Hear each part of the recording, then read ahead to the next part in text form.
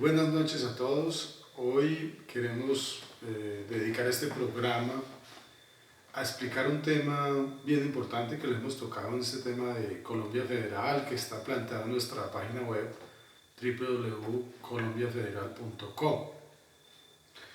Nosotros hemos dicho que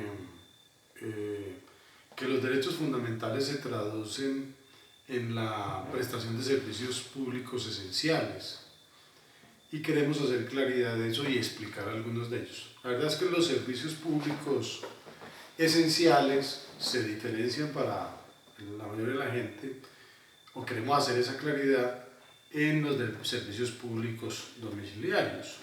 O sea, por ejemplo, el transporte es un servicio público esencial, es prestado por el Estado, entregado a un particular para que lo opere, pero sigue siendo una obligación del Estado. Y hemos dicho que la clave para que Colombia logre la senda de prosperidad es lograr que esos servicios públicos esenciales sean prestados a bajo costo y oportunamente a los ciudadanos. Y hemos afirmado que los derechos fundamentales no son otra cosa que esos servicios públicos esenciales. Si miráramos la Constitución nuestra, a la cual también hemos criticado, no tanto por el tema de los derechos fundamentales, que consideramos que es bien amplia nuestra Constitución del 91, es más, es demasiado generosa, se equivoca el constituyente o la Asamblea Nacional Constituyente al pretender que con el modelo de Estado, con el modelo económico que tenemos, era capaz de atender esos derechos fundamentales. Son alrededor de 100 artículos que están hablando de los derechos, que para mi gusto deberían de ser de los derechos y las obligaciones de los ciudadanos. Bien, esos derechos tranquilamente los podemos agrupar en el derecho a la justicia, el derecho a la educación, el derecho a la salud y el saneamiento básico, el derecho al trabajo, el derecho a la vivienda, y los derechos políticos y los derechos económicos y sociales. Bien, esos derechos igualmente tienen cada uno una cantidad de servicios públicos esenciales. Ejemplo, arranquemos con el tema del derecho a la justicia. Hay varios derechos pues que contemplan este tema a la justicia, como es el debido proceso, como es el habeas corpus, como es el derecho a no ser privado de la libertad sin una orden de un juez, etcétera, etcétera. Pero igualmente el Estado, desde su constitución, en constitución anterior, bebiendo de Montesquieu, hace la separación de los poderes y establece, más bien, mantiene el tema de la división del poder, y en esa división del poder le da autonomía a un grupo para que se encargue de hacer justicia en Colombia. Esa justicia, lo hemos mostrado en varios apartes, anda en un proceso de corrupción grande, anda con una impunidad que hemos dicho incluso en nuestro libro es pavorosa. Cómo es que en Colombia la impunidad es del 97% y que el costo es de 7.5 billones, lo que significa pues que cada punto de justicia en Colombia cuesta 2.5 billones, una cosa que es impagable porque significaría el 40% del PIB de los colombianos. Pero en justicia nosotros igualmente incluimos los órganos de control, en este caso la Procuraduría, la Fiscalía y la Contraloría, incluso la Personería. Decimos que es amplia la Constitución al crear inclusive otros órganos y otros mecanismos para acceder a la justicia, pero no se hizo sino encarecer mucho más la justicia.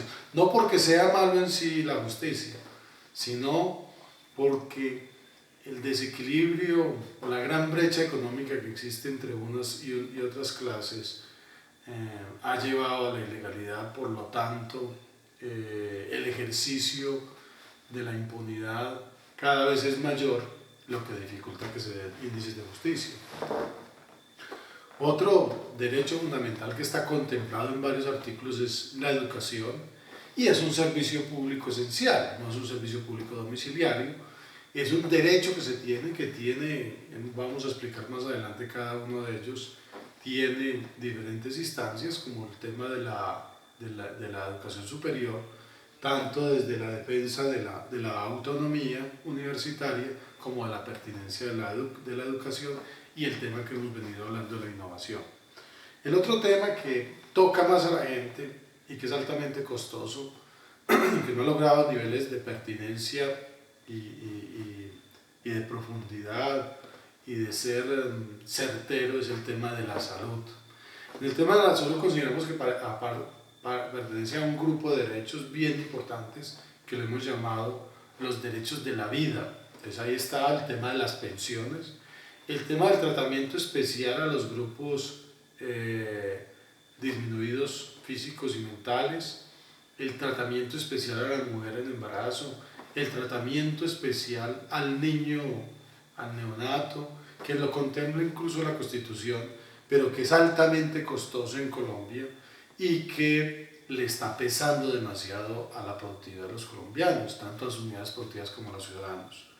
No es justo que hoy en Colombia la salud cueste el 9% del PIB, con un agravante, porque a Estados Unidos le cuesta el 16%, pero es productor de las drogas, tiene toda una industria detrás, lo que ese costo significa igualmente dinamizar una economía. El tema de la vivienda digna, que lo hemos incluido en una cosa que hemos llamado hábitat, para nosotros, que lo explicaremos más adelante, es una cosa bien como curiosa en Colombia.